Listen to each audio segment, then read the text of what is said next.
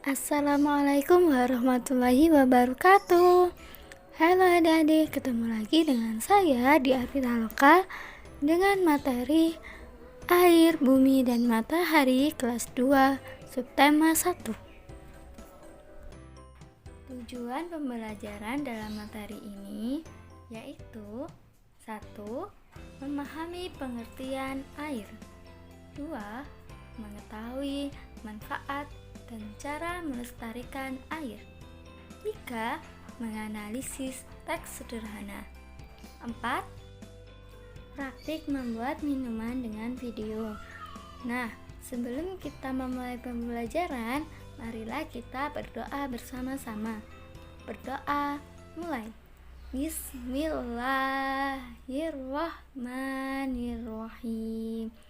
Rabbi zidni ilma warzuqni fahma waj'alni min ibadikas sholihin.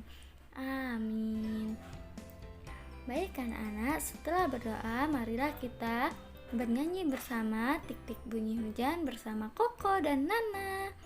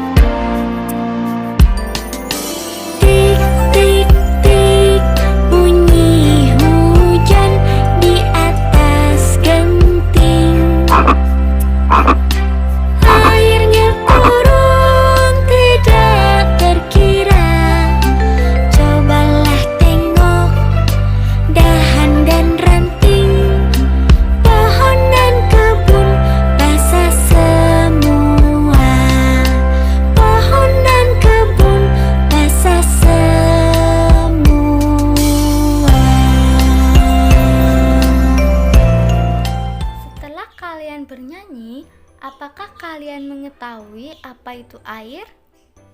Air merupakan sumber daya alam yang paling banyak dan paling penting. Penting bagi kehidupan makhluk hidup, yaitu manusia, hewan, dan tumbuhan. Air merupakan cairan yang tidak berbau dan tidak berasa. Air ditemukan dalam 3 bentuk berbeda di bumi, yaitu gas, padat, dan cair. Bentuk padat yaitu dengan contoh seperti es di kutub utara dan selatan, dan bentuk gas dengan cara uap. Maka dari itu, air merupakan sumber daya alam yang tidak akan habis. Setelah kalian mengerti apa itu air, selanjutnya kalian akan mempelajari tentang manfaat air. Pada gambar tersebut ada 3 manfaat kegunaan air, yaitu 1. Mencuci tangan, 2. Minum, 3. Mencuci muka atau membersihkan badan. Nah, manfaat air ini tidak hanya 3 itu saja, tetapi ada juga untuk menyiram tanaman, memasak, dan untuk usaha-usaha berdagang. Tidak lupa, tumbuhan dan hewan juga memerlukan air untuk kebutuhan hidup dan pertumbuhan pada hewan. Cara melestarikan air. 1. Tidak membuang sampah di sungai. Apabila kita membuang sampah di sungai, maka akibatnya sungai akan tercemar dan tersumbat. Dan jika sungai sudah tersumbat, maka bencana banjir akan melanda. dan air tidak bisa digunakan sebagai sumber kehidupan. Yang kedua, menggunakan air sesuai kebutuhan, yaitu dengan tidak menggunakan air dengan boros, contohnya untuk mainan dan lain-lain. 3. Melakukan penghijauan atau reboisasi. Hal ini untuk menjaga tanah tetap subur dan menghindari dari bencana banjir. Selanjutnya, kita dapat menemukan air di berbagai tempat. 1. Sungai. Biasanya dimanfaatkan untuk irigasi ke sawah sebagai aliran air. Jarang sekali sungai digunakan untuk mandi dan lain-lain. 2. Rawa, yaitu sebagai tempat makhluk hidup ikan sejenis air tawar. Yang ketiga yaitu laut atau pantai. Biasanya digunakan untuk wisatawan berkunjung dan bermain. 4. Danau. Danau merupakan kehidupan yang memiliki daya tampung air yang cukup besar. Biasanya digunakan untuk penyediaan air bersih, pembangkit listrik, sarana irigasi, media budidaya perikanan, atau tempat rekreasi. Kemudian sumur. Sumur ini merupakan buatan manusia yang digunakan untuk kehidupan air di rumahnya. Selanjutnya yaitu menganalisis teks sederhana. Bacalah teks di bawah ini dengan teliti.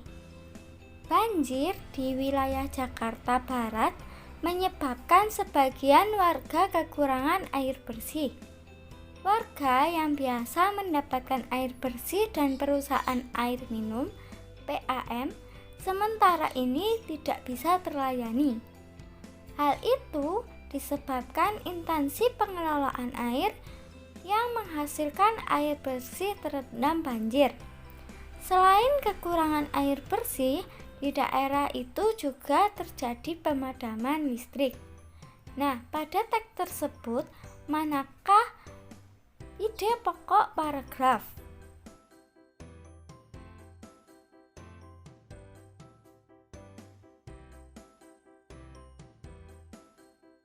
Benar sekali. Ide pokok paragraf tersebut yaitu banjir di wilayah Jakarta Barat menyebabkan sebagian warga kekurangan air bersih. Setelah itu, marilah kita jawab soal berikut bersama-sama. 1. Judul apa yang sesuai dengan teks bacaan tersebut? Benar sekali, jawabannya yaitu banjir di Jakarta Barat. 2. Peristiwa apa yang terjadi menurut teks tersebut? Yaitu banjir yang menyebabkan warga kekurangan air bersih dan pemadaman listrik. 3. Di mana peristiwa itu terjadi? Peristiwa terjadi di Jakarta Barat. 4. Mengapa mereka kekurangan air bersih? Karena pengelolaan air yang menghasilkan air bersih sedang terendam banjir. 5. Peristiwa apa lagi yang terjadi selain kekurangan air bersih? Yaitu terjadi pemadaman listrik. Nah, sudah bisa dipahami bukan? Selanjutnya untuk tugas akhir, silahkan membuat video praktek membuat minuman dan dikirim ke grup WhatsApp ya anak-anak. Sekian penjelasan dari kakak. Mohon maaf apabila ada kesalahan dan perbuatan yang tidak disengaja. Kakak akhiri, tetap semangat, tetap ceria dalam belajar. Wassalamualaikum warahmatullahi wabarakatuh. See you.